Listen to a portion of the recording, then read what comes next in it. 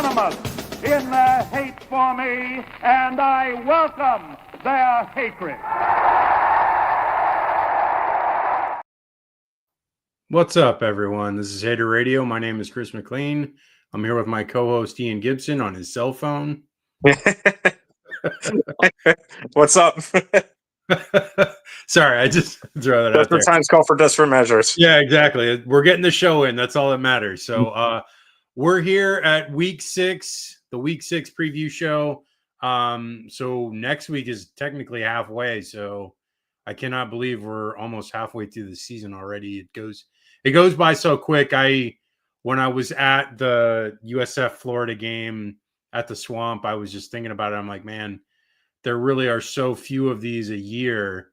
Like, you really have to cherish them while you get them because they're so few and far between. So with that being said, let's start off the schedule of week 6, which starts with, lo and behold, USF on a Friday night game against their dreaded foe, Charlotte, which, hasn't been much of a foe, but still a group of 5 team that is dangerous. They lost their quarterback for the year. What's his name? Not Loftus, but Harrell. And Loftus is now coming in for him. They also lost their running back, Henry Rutledge, as well. So they've lost a few key players in this game. I'm just really looking forward to USF running the ball a ton. I think they really need to get the ground game going, especially once they get to the meat of their schedule next week, especially. They play North Texas on a Friday, so that'll be a huge game. But I expect USF to win this game relatively easily, like a 38 to like 10, 38-17 game.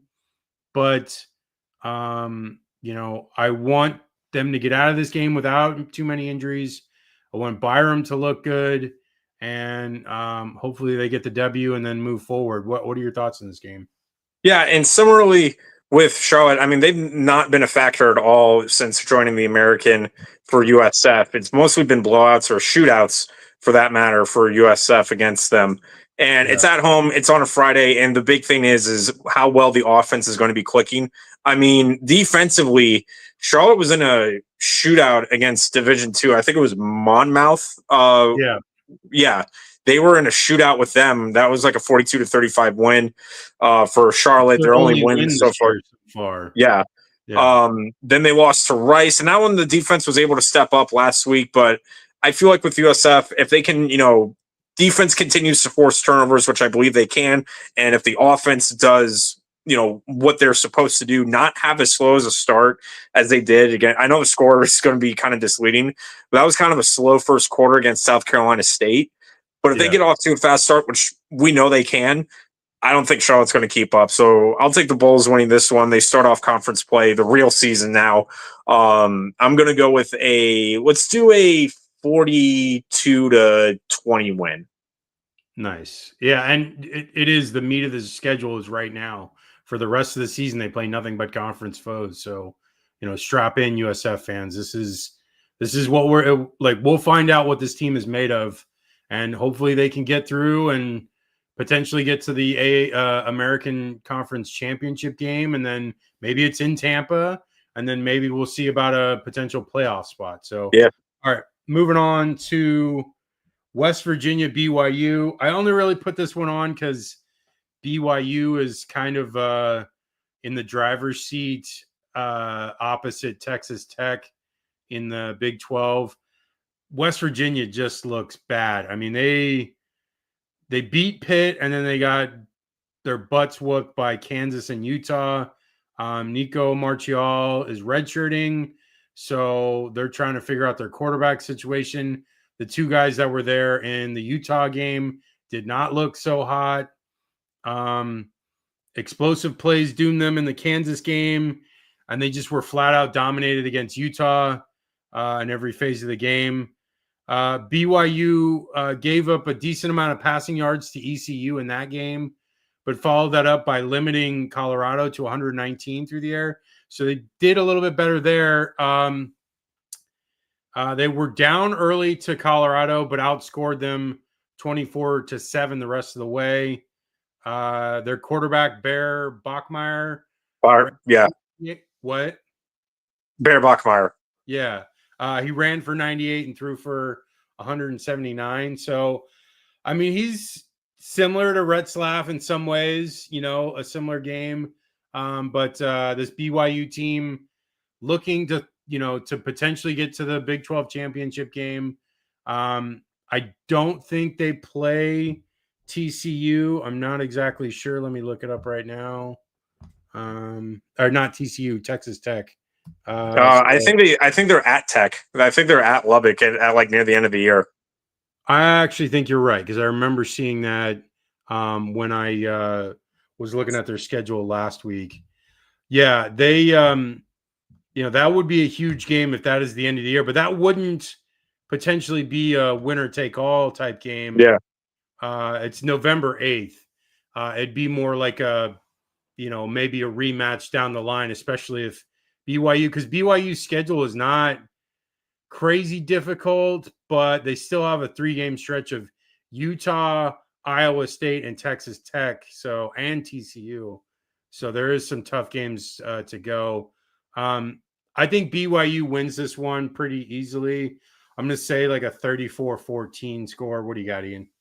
Yeah, and BYU of note, too, is only allowing, on average, less than 10 points a game so far this season defensively. So the defense has done its job. They've kept them in games, and obviously they got the job done against Colorado. Colorado got that early start, but the defense settled down and took care of business. Same thing with games like Stanford, where the offense wasn't spectacular. I'm not expecting BYU's offense to light up the scoreboard, but I feel like with West Virginia, Rich Rodriguez still hasn't decided on the starting quarterback so far, which is going to be a problem. And with this defense, I don't see West Virginia getting enough points on the board.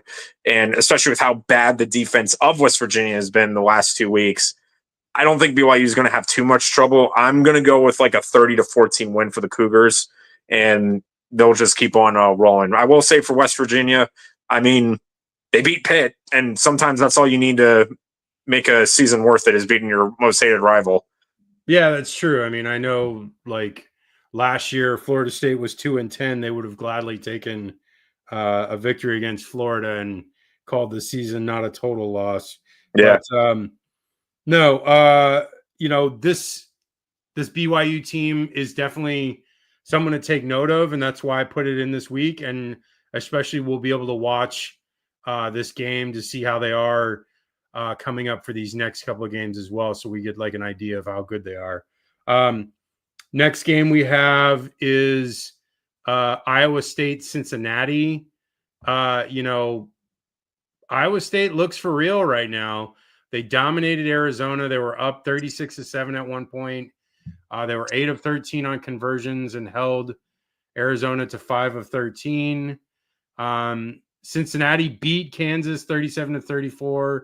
Had a huge game from their quarterback, Sorsby, 388 yards, 2 TDs. They also got beat repeatedly by Daniels for 445 yards and 4 TDs. So their defense struggled in that game, even though they still won it. Kansas went 10.9 yards per play. They ran the ball well, even though they barely did it. I don't think Cincinnati's defense is good enough to stop Iowa State here. And I think Iowa State's defense is good enough to keep Cincinnati in check. I think it's going to be like a low scoring game, maybe like a 28-17 game. But I think Iowa State has control most of the way through. What do you got, Ian? What's interesting about this game, too, is that Cincinnati right now is top 5 in the Big 12 in offense. Clearly, that's buoyed from, blowout wins against I think it was Northwestern State, which was like D2. Then they had the shootout against Kansas, and they put up had a 2-touchdown lead on Bowling Green, even though that game got a little scary. But ever since that Nebraska game, the offense has been looking better, but Iowa State's defense has been really good so far this year. Even when the offense is not clicking, Iowa, Arkansas State, those games, they're still finding a way to have the lean on the defense here. And I think that's what's going to happen here. I trust Iowa State's defense more than I do Cincinnati's offense. Yeah. So I think Iowa State wins this one, although this has got trap game written all over it. But I think the Cyclones get it done. Game. Yeah. I think it's going to be Cyclones win. I think they keep it close, but I'm going to go with a 27-23 win for Iowa State. Yeah, I just don't think it's going to be like a crazy score game because I think the previous week with Arizona, Iowa State kind of like took it to them there a bit, and there was a couple of things that really like led to that. But I think Iowa State is probably going to play like a more conservative game here, just because I think Cincinnati is maybe like slightly better than Arizona, not that much better, but like slightly. Plus the game, it's in Cincinnati. So, it's a road game for Iowa State. So there's a little bit more there. The other game was in Ames, was a home game. So a little bit of an advantage. Okay. Moving on to Illinois, Purdue. Illinois coming off getting blown out by Indiana. And then the next week with a huge win against USC at home. Purdue gave up 33 and 56 to Notre Dame, 33 to USC, 56 to Notre Dame. So their defense has struggled in these games, but Illinois put up a huge total against Indiana when they scored like 60 plus. So it's tough to say what will these defenses show up in this game. I like Illinois' defense better than I like Purdue's defense. And I think both their offenses are decent enough. I like Altmaier more than I like Purdue's quarterback. But if I'm going to venture a guess with this one, I'm going to say Illinois wins, but maybe like a 28 to like 20 game close. And maybe they just make enough stops on defense to really make a difference. What do you got, Ian?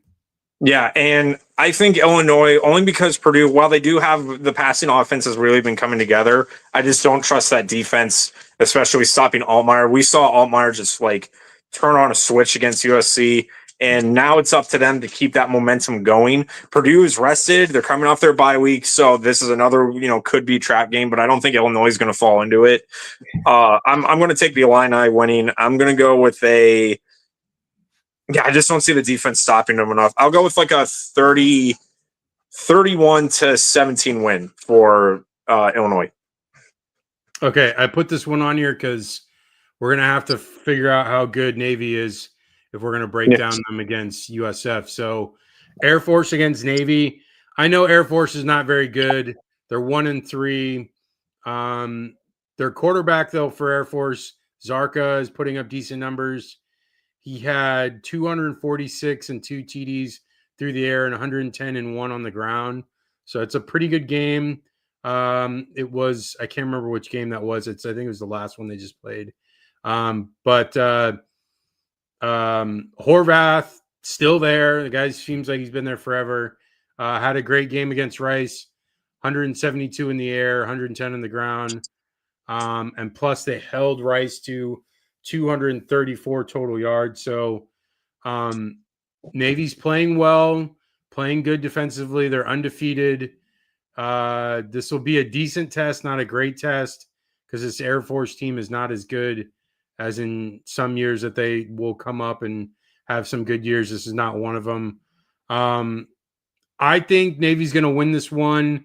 I'm going to say like Navy wins like 31 to like 10. What do you got, Ian? Yeah, and with Air Force, their defense has been really bad. It's been ranked in the 100 range right now, and against the run, it's in the 90 range. So that's not good when you're facing just like a ground pound attack like Navy. You know what they're going to do. It's just a matter of how well are you going to handle it. And Air Force hasn't shown that they can really handle it at all. I'm going to take the midshipmen winning this one.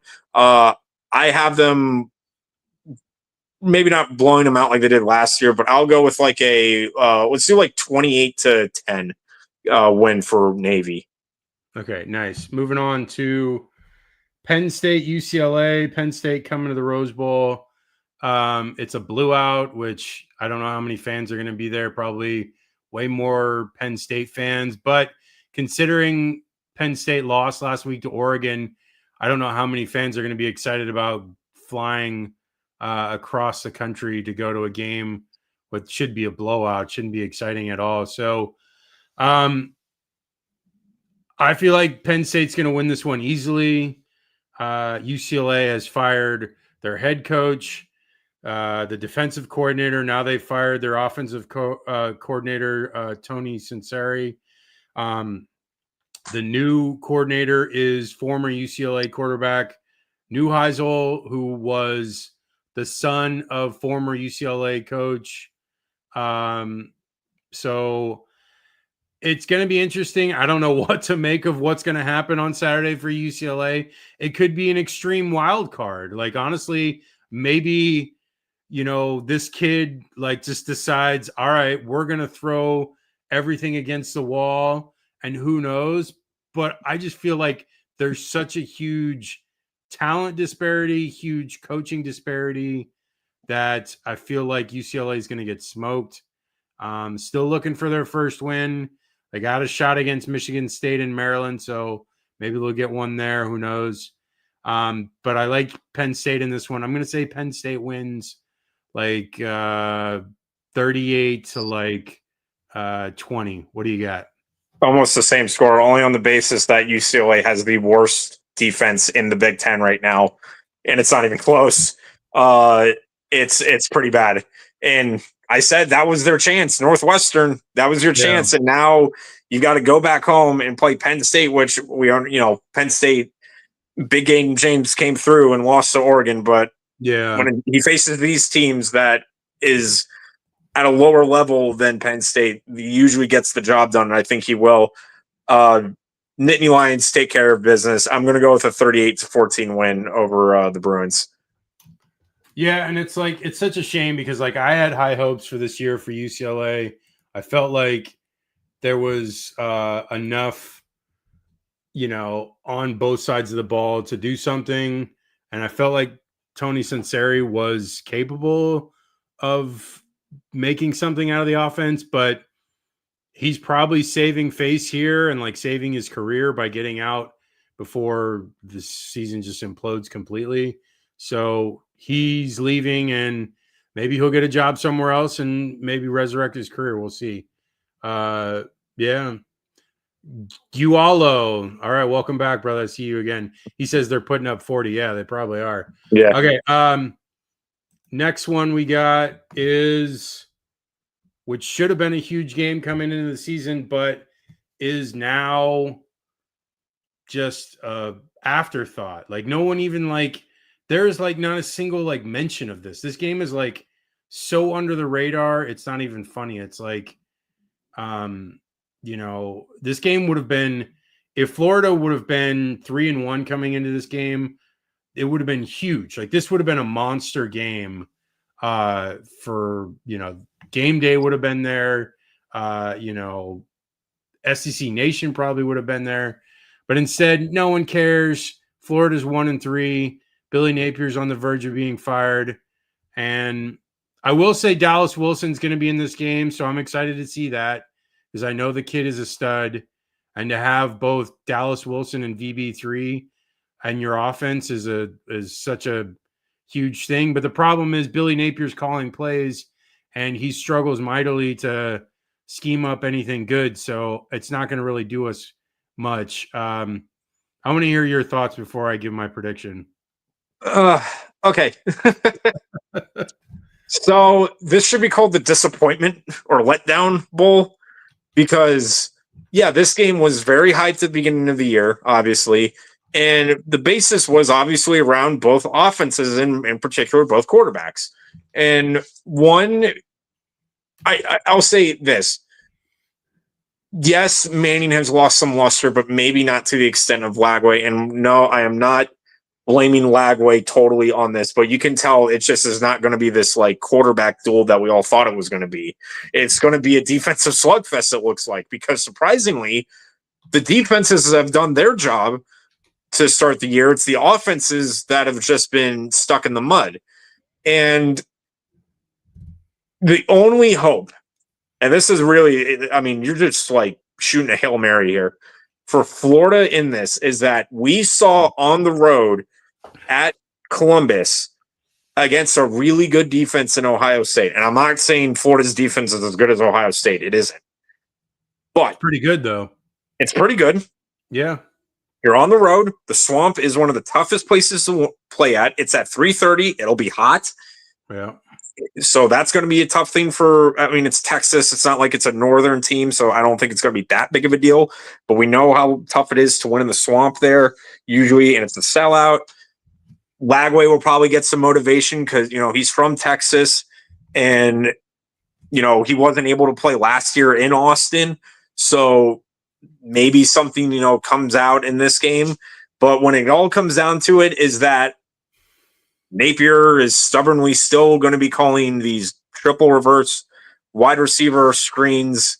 And I just don't trust him as a play caller as I would Sarkisian, because at least with Texas, they are playing to Manning's strengths and that is not what Florida is doing. I just don't, again, it doesn't matter how good your team is. If you have somebody driving the bus off a cliff, it won't matter. So I'm going to go with Texas wins. Sure, it's going to be an ugly game. Let's go like 27-17, something like that. I think the defense, again, will hold, but in the end, it'll just snap. I think Manning, you know, they know if you could get pressure on him, make him move around the pocket, you got him where you want him. But I just don't see Florida putting up enough points against that Texas defense compared to what Texas could do. And I'm not that far off from your prediction. Incompetence Bowl, yeah. Well, I mean, Sark at least got his team to the Final Four the last 2 years, though. Yeah. But Florida is the 113th ranked offense. You know, and I don't think that's going to be the difference in the game. The difference in the game is going to be Florida's defense stymieing Arch Manning. And I think that'll be what tells the tale in this game. I think Florida's defense will keep them into this game late into the fourth quarter. And it might even be like, you know, a one-score game all the way to the very end. And I'm going to say like a 21-17 score, but I'm saying Texas wins it. So I think the defense is probably the best defense we've had since like 2015, 2016, when those teams were just flying all over the place. I mean, they are really good. There have been some injuries, but they had 2 weeks off. I'm almost positive George Gums is back. I don't know. Florida doesn't do an injury report really anymore, so it's kind of hard to decipher, you know, who's injured, who's not. But either way, you know, I expect the defense to play strong. Cormani McClain has come out really huge the last couple of games, and he looks great. I know that Aaron Gates is going to be out sometime. He has a hurt shoulder for sure. He just had surgery. You know, I don't know. I just feel like it's going to be closer. I just feel like it's going to be close just because of the defense. Okay, moving on. We've got what do we got? We've got Vanderbilt, Alabama. You know, I like Vanderbilt in this game a lot because I like Pavia and I like their defense. But what I saw out of Alabama in Athens against Georgia, where they just pretty much dominated those third downs and were 13 of 19 on conversions. I just feel like someone just said F Texas. Yeah, I'm not a fan of them either. But Vanderbilt is going to struggle to get Alabama off the field during this game. And I feel like that'll be the difference in the game because Pavia might be able to score some, but not a ton. There were a lot of explosives that Georgia had in that game, but Alabama kept them in check because they were only 2 of 8 on conversions. So they were great on converting third downs, and conversely, they were great at stopping third down conversions. So that'll be, again, a recipe for success for Alabama here in this game. I think Pavia will keep them in the game a little bit, but I think Alabama wins by like 10 points. I'm going to go like a 31-21 score. What do you got, Ian? Yeah, and if you were to tell me that College Game Day would be doing a Vanderbilt Alabama game where Vanderbilt and both Bama are ranked, I know, and Vanderbilt would be the one that won the year before, I would, if you were to tell me that 10 years, I would ask you, man, drugs have really advanced in the next decade because that's insane. But this game, obviously, a lot of hype, and I agree. I think Vanderbilt, clearly, this is the difference from last year. Everybody knows how dangerous Vanderbilt is. Now they know you're not going to be a team that is overlooked now. You're not going to have that ace in your hole. You're going to be a team that people are now going to game plan, and not saying that teams just don't game plan against lower opponents, but I mean, look at what happened with Florida State. They clearly looked ahead, not paying attention to Virginia, and we're looking at the Miami game. That's not the case here. Alabama now knows, coming off the win from last year against Georgia, that there was a letdown and that Vanderbilt took advantage of. And I don't think that's going to happen. It's in Tuscaloosa. Vanderbilt hasn't won in Tuscaloosa since 1984. Whoa. Going to bring my history books out here. What happened in 84? Baseball season, Tigers won their last World Series led by Kirk Gibson, and the Islanders dynasty in hockey was stopped by a team in Edmonton and some guy named Wayne Gretzky. That was what happened last time in 1984 when Vanderbilt beat them in Tuscaloosa. So, with all that being said, I'm going to take Bama winning only on the fact that they are more prepared against this Vanderbilt team. But Vanderbilt's not going to go down easy. They never do now.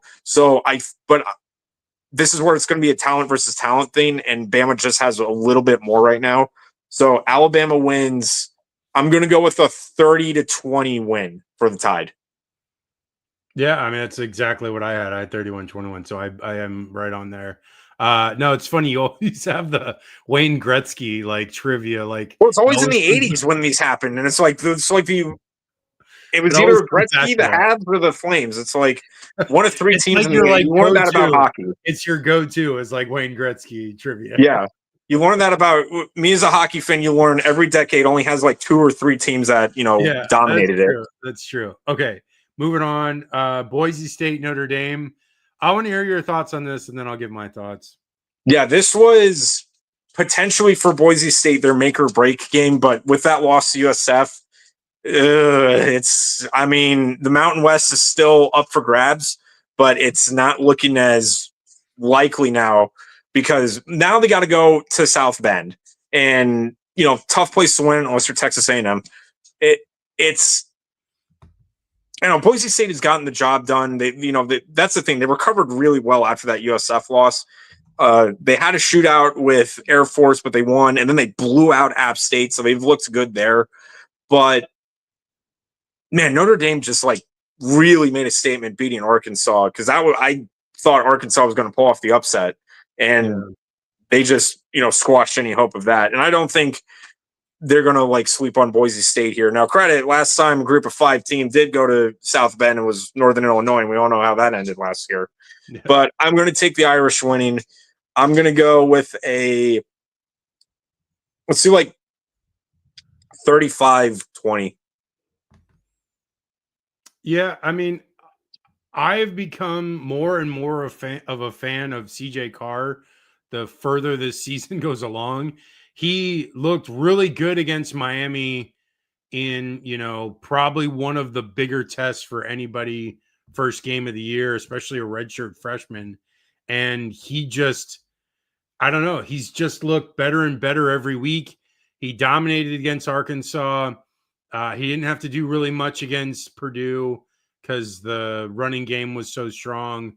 and he's looked really good for a guy that is, I think he's 19 years old, and this Boise team is not terrible. They're not a bad team, but I just think that right now Notre Dame, like what they lost in their 2 games, they lost by 4 points or 5 points or whatever. So like they clearly are not that bad of a team. They just happened to lose to those 2 teams. One was on the road and one was a missed extra point. Like literally, if they make the extra point, they might probably beat Texas A&M. But like for Boise State, the rest of the year, God, I'm trying to pull up their schedule, and like for whatever reason, I cannot. It's so annoying. Like when like you're trying to look up stuff and like your internet just like craps out or whatever. Okay. UNLV, that's the game I'm looking for. Yeah. October 18th. It's in Vegas. No, it's in Boise. So I expect, all the stops to be pulled from there. I think, Dan Mullen, loves to scheme up games, and that'll be the game though. Like if Boise has any shot of the playoff, I don't think so though, because if they lose this game, 2 losses pretty much, is a nail in the coffin at that point. So they can look to win the Mountain West Championship, but that'll be about it for them. I don't think they get the playoff if they lose this game, which I don't think they're going to win. I think CJ Carr's going to have a good game. I think Price and Love, who last 2 weeks have gone off considerably well, both in the passing game as well. So I expect them to have huge games here. I don't think Boise's going to be able to stop them. I think it's going to be like a 41 to like 17 game. Okay, moving on. Here's a big game that I don't think we thought coming into the year. Virginia, Louisville. Guella is saying Notre Dame defense is wacky. Boise can score. Might take their TT. Google. It's not high. Defense. Notre Dame defense is wacky. Boise can score. Might take their TT if it's not high. Yeah, I mean, I don't know. Notre Dame's defense has been back and forth. They didn't look great against Purdue, but in that Purdue game, they were kind of just playing with the lead, and CJ Carr was out of it by like the end of the third quarter. So like they got a lot of yards late. So I think their defense has gotten better. That A&M game was not great. They did give up a lot, but I expect them to be better in this game than the past couple of weeks. And they looked great against Arkansas. They really dominated there. Okay. Next one we have Virginia, Louisville. So I like Virginia a ton in this game. I think Chandler Morris is going to go off on this one again. Louisville came back from a 17-0 hole against Pitt. I'm not the biggest fan of Miller Moss. I think he's all right, but he's prone to make mistakes, prone to turn the ball over. I think that happens in this game as well. I think Virginia, with their offense, is able to put up enough points. But I think this might actually be a shootout, and I think Morris does enough to win this game. So I think it's going to be like a 35 to like 30 game with Virginia coming out on top. What do you got? This is my upset. I think as good as Virginia, they're coming off that win against Florida State, but Virginia their defense has been giving up almost 400 yards a game, and I just saw with what Louisville did coming back against Pitt. Now, clearly this could go both ways because I'm with you. I think this game is going to be a shootout, and it might come down to who has the ball last. But here's the other thing, too, is Louisville's defense is the second best in the ACC, while Virginia's is kind of, like I said, has been giving up almost 400 yards a game. I feel like Louisville can exploit and get more big plays off Virginia's defense than what Virginia could do on that Louisville defense. Virginia's offense could do on the Louisville defense. And yes, Miller Moss is prone to mistakes and that, but I feel like if you make it a simplified game and run more play action plays to get those deep passes and get one-on-one coverage, Louisville's got you right where they want you. I think it'll be a shootout. and I feel good about Louisville. It's in Louisville, and when I did the homework, Virginia's only won one game. Now, credit, they don't have a long history, but they've only won one time in Louisville. So, and Louisville's on a 3-game winning streak, so they've kind of got Virginia's number, and I think they continue it. I'm going to take the Cardinals winning. I'm going to go in a shootout. I'll go with let's do like a 41-35 win for Louisville. Yeah, I mean, even Gualo has it here. The over is more than likely going to happen because, I have it at 35-30, which would mean they would 62.5 is the over under. Yeah. And then you had it at what, 40 to 41-35. 41-35, and that clearly goes over. So, yeah, I think everyone's expecting it to be a shootout. I mean, we're split here, and we haven't been split yet on any of the games. So this is one that's going to be 50-50. Like, I think everyone's kind of like, this could go either way. So let's move on to the next one we got is Syracuse SMU. Not a real big game because Syracuse lost their quarterback, Angeli. He's out for the year. And then their new quarterback is Ricky Collins. But they ended up getting smoked by Duke last week in their own home stadium, 38-3. Duke put up 503 yards of offense and held Syracuse to 314. SMU is coming off losses to TCU and Baylor. Jennings put up decent numbers in those games, but they struggled to stop the offenses. Could be a get-right game for their defense for SMU. I expect them to score pretty well. I probably shouldn't even have this game on here, but we didn't have a ton of games to choose from this week, so this is just one we just had to throw in there. So I'm going to say SMU wins like 38-17. What do you got, Ian? Yeah, and I think the Russian attack, too, with guys like TJ Harden for SMU will balance out with Jennings. I like SMU in this one. I don't see Syracuse keeping up. While defensively, I think they'll be middle of the ground. Once we get to the second half, SMU will run away with it. I'm going to go Mustangs with let's do 31-19. Nice. Okay, this is a game I'm actually very intrigued about. I have now zeroed in on Texas Tech because it seems like a really high potential to do some damage if they get to the playoff because their defense looks very stout and their offense just has explosive plays out the yin-yang. I expect Texas Tech to do quite well in this game coming up against Houston in Houston. They dominated Utah in Salt Lake City. They had a bye week last week. Baron Morton is back. He's starting for them. Houston struggled against Oregon State, who was 0-5. They had to go to overtime just to win. Connor Wegman had a decent game, 270 yards, 2 TDs.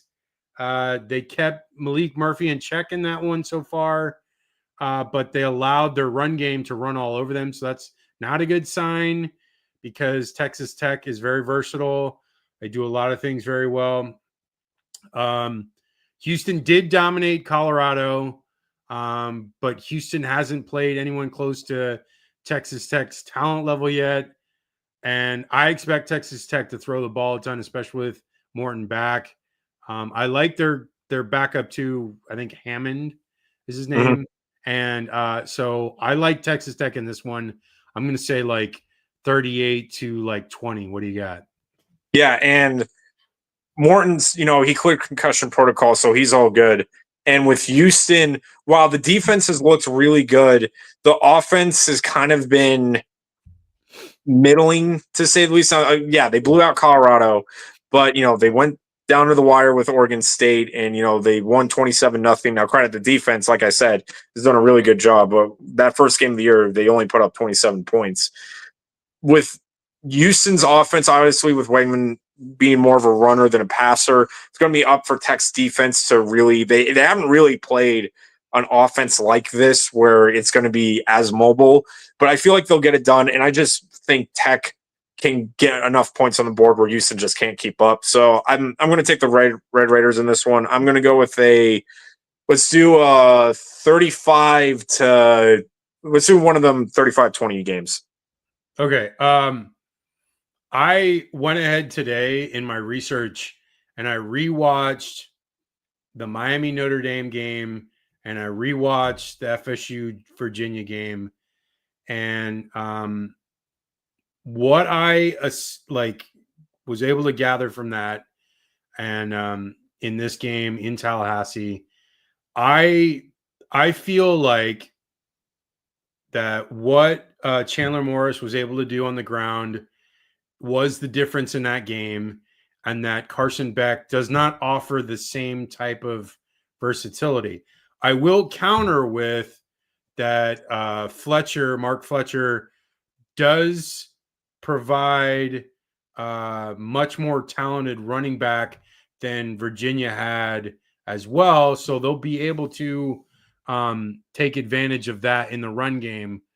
As far as Florida State, I was watching CJ Carr make some plays with his legs, and he's not very fast. Tommy Castellanos is way faster, way more athletic, and he will take advantage of that Miami defense, which I don't think they have yet to really see. I mean, Byram is probably decently athletic and definitely more athletic than the rest of the other quarterbacks they have faced. But I think Castellanos is way faster than anyone that they have faced yet. So I feel like Florida State is going to be able to score on Miami pretty consistently.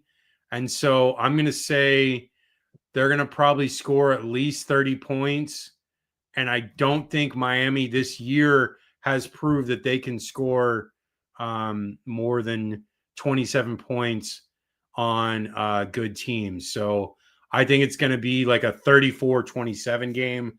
I think Carson Beck struggles again. He probably has at least 2 interceptions. I feel like he underwhelms in this game, and Florida State gets the win, and Miami gets their first loss. What do you got, Ian? Yeah, and I agree with the offense, especially because Miami's defense hasn't seen an offense like this with Florida State. And it's a matter more of how well the defense of Florida State can handle it.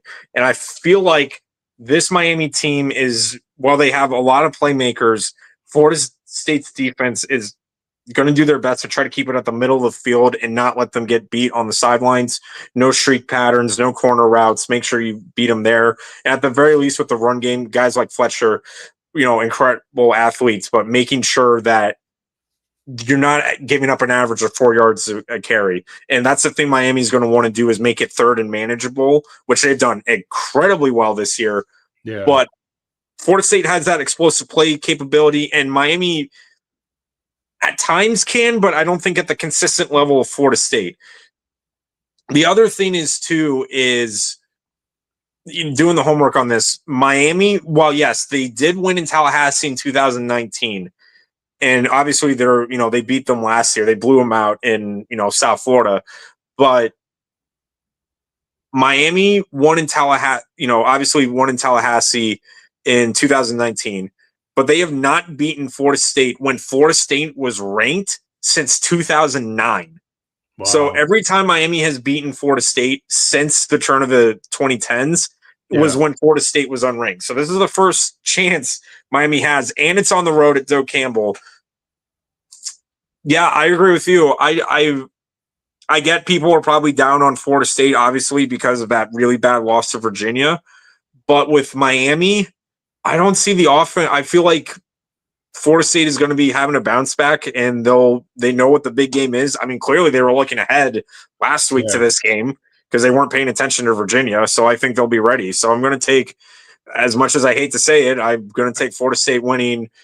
Let's go with a shootout. Let's go like a 38-31 win. The only way Miami, I think, will feel comfortable is if it comes down to a last-second field goal for Florida State, because we already know how that is going to end. Wide right crew, yeah, or wide left. I mean, like, I'm telling you right now to everybody, if this does happen, if there's like 2-3 seconds left, 30-40 yard kick, Florida State to kick it to win it or tie it, you can turn the TV off. You know how it's going to end. Yeah. I hope so. That would be hilarious. Okay. Two more. One more regular game, and then we're going to get into their G5 game of the week. But let's do Mississippi State, Texas A&M. Mississippi State barely lost last week to Tennessee in overtime. It was a very close game, and Tennessee got a couple of defensive scores to really be the difference in that game. I like Texas A&M a lot. Their defense played really great last week against Auburn. They shut them down in the run game and really didn't allow almost anything in that game. Conversely, their run game, Texas A&M's, was very stout. Le'Veon Moss looks really good. I think they can ground and pound in this game. I'm going to call it, though, because I don't have an upset yet so far this week. I'm going to call Mississippi State pulling it off. I might be wrong, but I don't really care. I just want to throw, because you have to throw in at least one upset. You cannot just go favorites the whole time. You have to take a chance here, and I'm going to do it in this one because this just seems like this is a possibility, because I have liked Mississippi State so far this year. They've looked really good in almost all their games. They looked good against Arizona State. They looked good against Tennessee, even though they didn't win. Shapen, I think, does enough in this game to win it. I like Marcel Rita a lot, but I think Mississippi State's defense is good enough to make the difference. So that it's going to be close. I'm going to say a 24-20 game. What do you got, Ian? Yeah, and with Texas A&M, the key thing will be how well the offense does. I mean, they got stuck in the mud just flat out, 16-10 win against Auburn, which was way closer than it needed to be. But the defense came up huge, and the defense has looked really good the first couple of games. The Notre Dame game obviously was a shootout, and that's going to be Mississippi State's best bet. That's how they've won a lot of these games. I mean, they went into overtime against Tennessee because it was a shootout, and then it came down to some big plays against Arizona State that they were on the right side of. I don't think Texas A&M is going to get beat on the big plays compared to what Tennessee and Arizona State did. So I'm going to take A&M winning. I'm going to go with a 34-21 win for the Aggies. Nice. Okay. All right. So G5 Gibson's G5 game of the week. Go ahead, Ian. Yeah. So the one I picked this week is Western Kentucky and Delaware. Now, Delaware. Oh, you mistyped it. I have New Mexico State. You gave me the wrong game. Oh, what did I say? New Mexico State? Oh, I meant Western Kentucky. Sorry. That's all right. Western Kentucky and Delaware. Okay, I'm going to put it up here. Just give me 1 second so that people. Alrighty. Go ahead. Keep talking.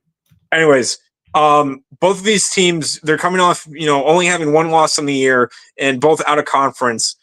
Western Kentucky got blown out by Toledo in the MAC, and then Colorado, blew out Delaware in week 2. So both of these teams, back-to-back wins. Western Kentucky, they had a close game last week against Missouri State, and then Delaware just blew out FIU 2 weeks ago. Delaware kind of a feel-good story because they are, year one in Division I, and they already have 3 wins, which is very impressive. I mean, it's not easy to do. And This is a big game for the Conference USA because both of these teams are undefeated in conference play. Western Kentucky beat Missouri State, and then they beat Sam Houston State early. So now going into Delaware, the other thing to note, too, is that both of these teams have the number 1 and number 2 offenses in Conference USA. And I think this game is going to be another shootout, but I feel like Western Kentucky's defense is going to be able to get into the backfield more, while the passing attack, McIver, the quarterback for Western Kentucky, has been really good. It's more of a balanced attack for Delaware with guys like Silver at running back. So I'm going to take Western Kentucky winning and making Delaware more one-dimensional. but I wouldn't be surprised if the Blue Hens, continue this Cinderella run. But I think Western Kentucky has a better defense, so I'm going to go Hilltoppers winning in a shootout. I'm going to go with a 35-28 win. Yeah, I'm just going to pick Western Kentucky because I don't know much about either of these teams just because of my old neighbor in law school. So, okay, that is the show. You can reach us at haterradio.com. Type in Hater Radio for all of our socials. The show will be on Sunday, 8 p.m. Eastern, 5 p.m. Pacific, Wednesday as well, every Wednesday, every Sunday. Enjoy these games. And Ian, what are your socials real quick before we go? Yeah, in Twitter, it's at G5 Gibson, and on Instagram and YouTube, it's at G_Gator_G. Okay, that is the show, everyone. Take care. We'll talk to you on Sunday.